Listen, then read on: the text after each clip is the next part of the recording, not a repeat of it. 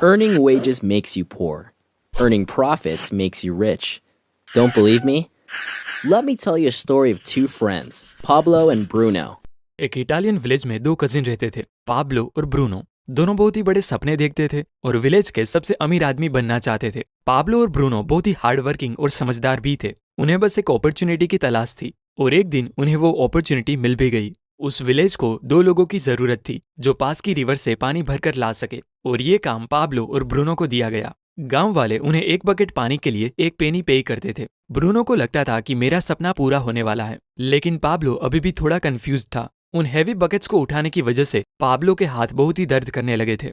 इसीलिए पाब्लो पानी भरने के अलग अलग तरीके सोचने लगा और उसे एक बहुत ही अच्छा आइडिया आया और उसने ब्रूनो से कहा, भाई मेरे पास एक आइडिया है। ये हर रोज बकेट उठाने से अच्छा है हम रिवर से अपने गांव तक एक पाइपलाइन डाल दे, जिससे ये बकेट भरने की झंझट ही ना रहे। लेकिन ब्रूनो को इस आइडिया में कोई भी दिलचस्पी नहीं थी क्योंकि उसे काम के इंस्टेंट पैसे जो मिलने लगे थे। इसीलिए उसने पाब्लो को इग्नोर किया और ज्यादा पैसे कमाने के लिए वो ज्यादा बकेट भरने लगा। लेकिन पाब्लो ने अपने प्लान पर धीरे धीरे वर्क करना स्टार्ट कर दिया। वो आधे दिन बकेट्स भरता और बाकी के टाइम पर पाइपलाइन बनाने का काम करता। उसे पता था कि ये काम बहुत ही मुश्किल होगा और ऐसा करने से उसकी इनकम भी कुछ टाइम के लिए बहुत कम हो जाएगी। वो ये भी जानता था कि पाइपलाइन बनाने में कम से कम 1-2 साल लग सकते हैं, लेकिन उसे अपने आइडिया पर पूरा भरोसा था। इसलिए उसने पाइपलाइन के लिए काम करना जारी रखा। कुछ महीने बाद ब्रूनो और गांव वालों ने उस पर हंसना शुरू किया क्योंकि 1-2 महीने में कुछ खास काम हुआ नहीं था। इसीलिए गांव वाले उसे पाब्लो दी पाइपलाइन मैन कहकर उसका मजाक उड़ाते थे।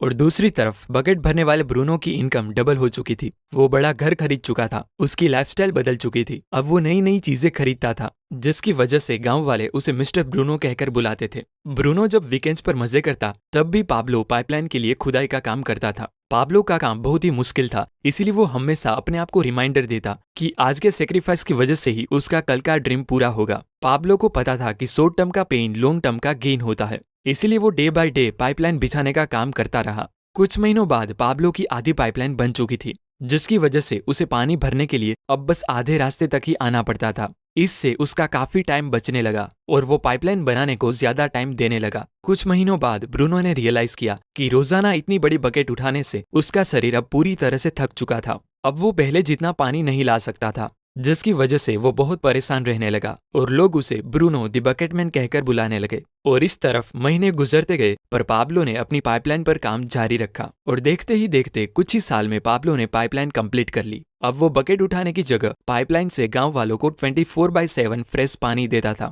जिससे पाब्लो पहले से बहुत ज्यादा कमाने लगा था। अब सिचुएशन ऐसी हो गई थी कि अगर पाब्लो काम नहीं भी करता, यानी अगर वो सो रहा हो, पार्टी कर रहा हो या कहीं घूम फिर रहा हो, तब भी वो कमाता था।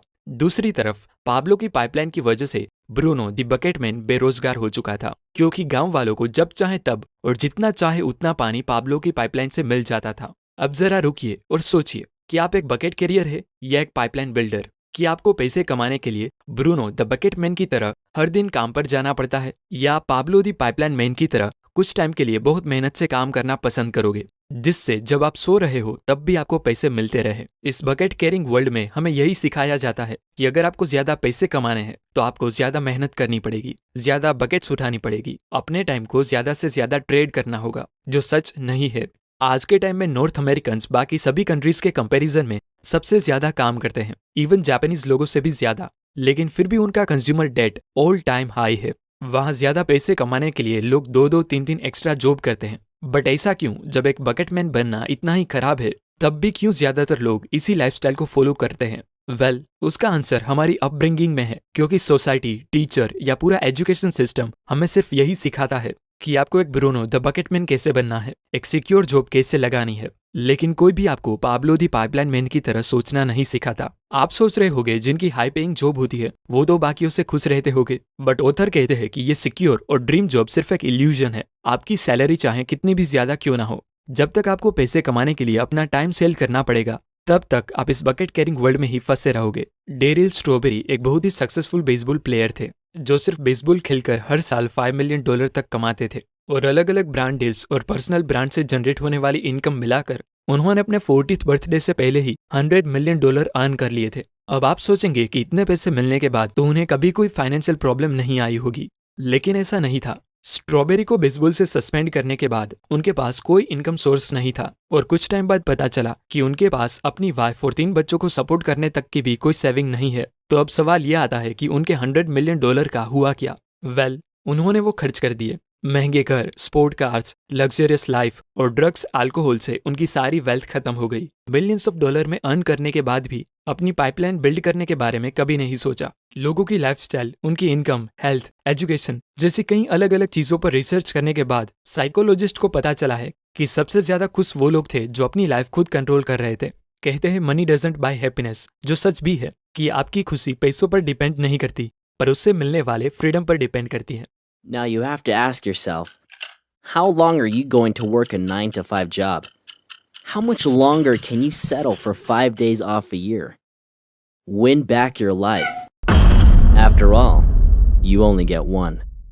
Are you a bucket carrier or a pipeline builder? We're building a pipeline. Come build it with us.